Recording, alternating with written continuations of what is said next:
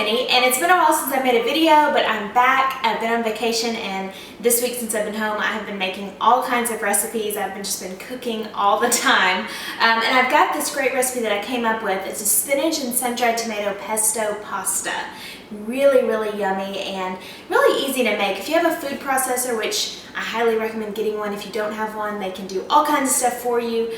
They just really come in handy, especially with healthy cooking, because this is going to be a healthy pasta dish, which we all love because we all love pasta, but we want to be healthy at the same time. So let me show you how we're going to get started with this. I'm going to start out with 4 cups of just baby spinach. I always keep these bags of spinach that I use in salads, or I toss a handful in smoothies. It's just really convenient.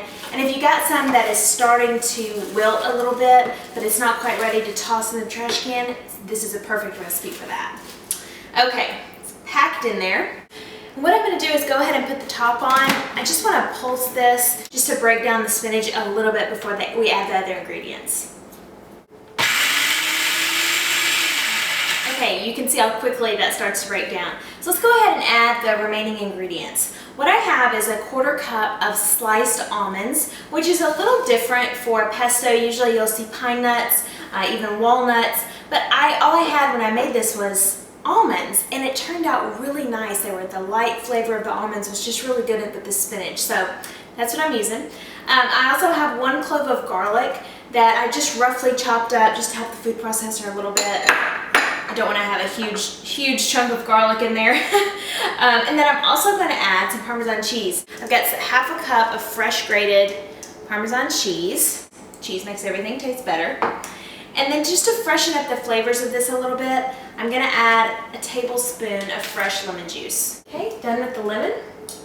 And then I'm also going to add the sun-dried tomatoes. I'm doing about 1/4 cup of these, going to put them right in there. I use the kind that are in oil that adds even more good flavor to the pesto.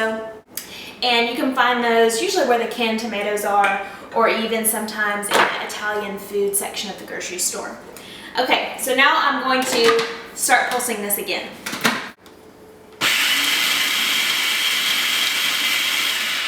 So you can already see how quickly this is coming together. All I'm going to add now is the oil and a pinch of salt and pepper. Just put in here. Not too much salt because we already have the Parmesan cheese in there, and then the sun-dried tomatoes also have salt in them. So just a pinch. And then I'm going to add 4 tablespoons of extra virgin olive oil while this food processor is running, okay? Okay, it looks so good. I'm just going to go in and scrape the sides down a little bit, give it one more go with the food processor, and then we'll mix it together with our pasta.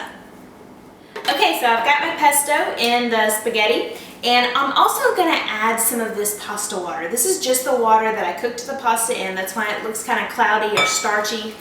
And what this does, especially when it's hot, it actually creates a sauce with the pesto. Without adding cream or something like that, those starches actually add almost a creaminess to the whole dish. So I like to use my tongs, just toss this around. If you're thinking, oh, I want it to be more green or I want more pesto in there, by all means, add as much as you'd like. But I'm telling you, you will be able to use this pesto for so many different things. You know, a spread on a sandwich, it just takes it to another level. As a sauce on a homemade pizza, it'll be fantastic. Absolutely love pesto. I hope you guys will give this a try, even though it's a little different. Great way to get veggies into your diet and into your kids' diet. And this is vegetarian.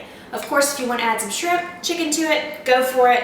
I always like to add a little more of the pasta water if you're going to put it in the refrigerator, just so it doesn't dry out. Hope you guys enjoy it. Be sure to check out my website, aprilmckinney.com, and my Facebook page, Cooking with